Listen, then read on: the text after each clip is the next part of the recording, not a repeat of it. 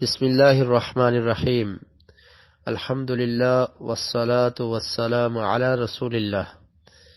عن زید بن ارقم رضی اللہ عنہ قال كنا نتكلم في الصلاة يكلم الرجل صاحبه وهو إلى جنبه في الصلاة حتى نزلت وقوموا لله قانتين فأمرنا بالسكوت ونهينا عن الكلام۔ یہ روایت صحیح مسلم میں ہے اور اسی طرح کی ایک روایت صحیح بخاری میں بھی موجود ہے۔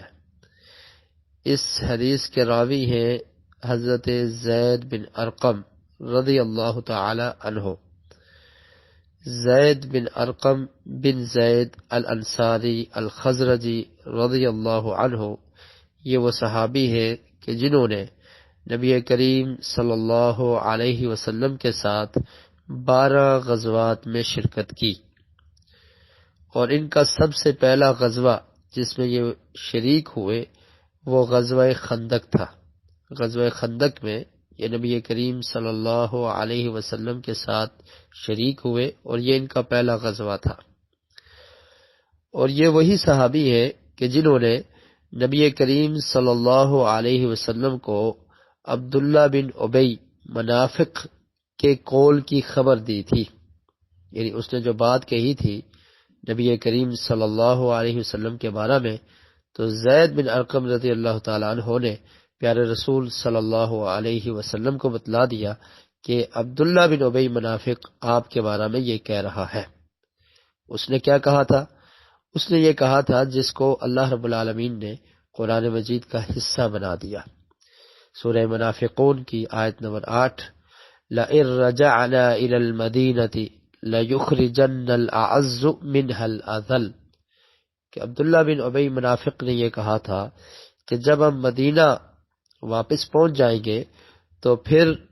جو ہم میں سے عزت والے ہیں وہ ذلیل لوگوں کو مدینہ سے نکال دیں گے۔ اور یہ مراد نبی کریم صلی اللہ علیہ وسلم کو لے رہا تھا کہ ہم عزت والے ہیں، اور نعوذ باللہ جو لوگ عزت والے نہیں ہیں ہم ان کو مدینہ سے نکال دیں گے۔ تو اس کا یہ قول، اس کی یہ بات زید بن ارقم رضی اللہ تعالی عنہ نے جب یہ بات سنی تو اللہ کے رسول صلی اللہ علیہ وسلم تک یہ بات پہنچا دی۔ عبداللہ بن ابی سے پوچھا گیا تو اس نے انکار کر دیا،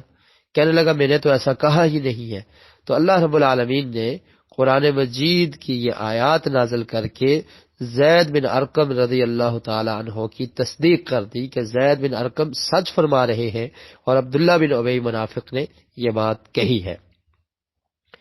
اور پھر زید بن ارقم رضی اللہ تعالی عنہ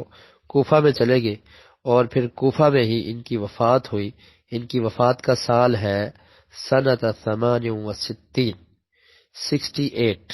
68 ہجری میں یہ وفات پاتے ہیں رضی اللہ تعالی عنہ وارضاہ۔ تو یہ بیان کرتے ہیں نبی کریم صلی اللہ علیہ وسلم کے پیارے صحابی ہیں،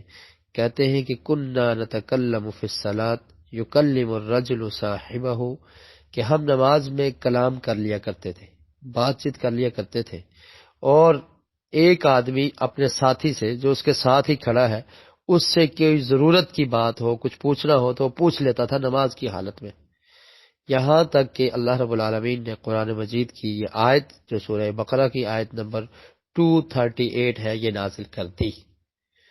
تو یہ جو کلام کرنا تھا یہ عام کلام نہیں ہوتی تھی، یعنی ضرورت کے پیش نظر کوئی کلام ہوتی تو یہ پوچھ لیا جاتا تھا یا کلام کر لی جاتی تھی، ایک نمازی دوسرے سے بات کر لیتا تھا، لیکن اللہ کے رسول صلی اللہ علیہ وسلم نے اس سے منع کر دیا۔ اللہ تعالیٰ نے قرآن مجید کی یہ آیت نازل کر دی وَقُومُوا لِلَّهِ قَانِتِينَ، کہ خشوع اور خضوع کے ساتھ نماز ادا کیا کرو، اور اس کا مطلب یہ ہے کہ خاموشی کے ساتھ، کیونکہ نماز میں اللہ کی عبادت، اللہ کی حمد و ثنا، اس کی تعریفات، قرآن کی تلاوت، ذکر اور تسبیح ہوتی ہے، اس میں دنیاوی بات اور کوئی کلام کرنا یہ درست نہیں ہے۔ تو لہٰذا جو کلام کرنا جائز تھا اس کو منع کر دیا گیا۔ فرمایا فَأُمِرْنَا بِالسُّكُوتِ، ہمیں یہ حکم دے دیا گیا کہ ہم خاموشی کے ساتھ نماز ادا کریں۔ وَنُهِينَا عَنِ الْكَلَامِ، اور کلام کرنے سے ہمیں منع کر دیا گیا، یعنی نبی کریم صلی اللہ علیہ وسلم نے منع کر دیا۔ اور اس سے یہ بات بھی سمجھ آتی ہے، قانتین، قانتین کا مطلب خشوع اور خضوع اختیار کرنا نماز میں، تو اس سے یہ مراد بھی ہے کہ انسان نماز میں خاموشی اختیار کرے، بات چیت نہ کرے، اور کلام کرنا یہ نماز میں درست نہیں ہے۔ تو یہ پوری آیت ہے، حافظوا علی الصلوات والصلاة الوسطی وقوموا للہ قانتین۔ تو صحیح بخاری کی جو روایت ہے اس میں یہ ہے کہ کوئی حاجت ہوتی، ضرورت ہوتی تو انسان کلام کر لیا کرتا تھا، حتیٰ کہ اللہ رب العالمین نے یہ آیت نازل کر دی کہ نمازوں کی حفاظت کیا کرو، اور خاص کر کے نماز وسطی، درمیانی نماز یعنی عصر کی نماز کی محافظت کیا کرو، اور اللہ کے سامنے عاجزی کے ساتھ، خاموشی کے ساتھ کھڑے رہا کرو۔ تو اس سے نماز میں کلام کرنا اس کو حرام قرار دیا گیا، اور نماز میں بلا وجہ کلام کرنے سے نماز باطل ہو جاتی ہے، یہ درست نہیں ہے۔ تو پہلے جو جائز کلام تھی اس کو بھی اللہ تعالیٰ نے منع کر دیا، اور نبی کریم صلی اللہ علیہ وسلم نے منع کر دیا کہ نماز میں کوئی بھی بات نہیں ہو سکتی۔ اللہ رب العالمین سے دعا ہے کہ اللہ تعالیٰ ہمیں حدیث کو سمجھنے کی اور اس پر عمل کرنے کی توفیق نصیب فرمائے۔ وما علیہ الا البلاغ المبین۔